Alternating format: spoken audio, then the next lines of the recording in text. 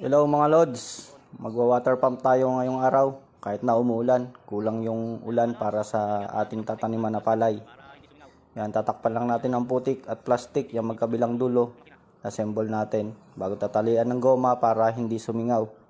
Kasi kapag may konting singaw ay hindi siya tutubod yung ating pump.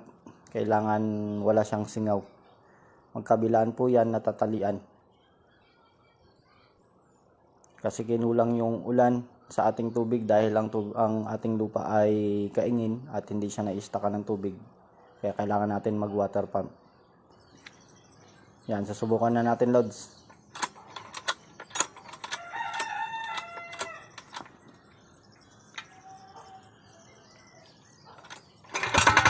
Ayun. Wala, nandiyan na. Maganda naman ang tubig. Kaya malakas siya. Yun lang mga lods. Maraming salamat.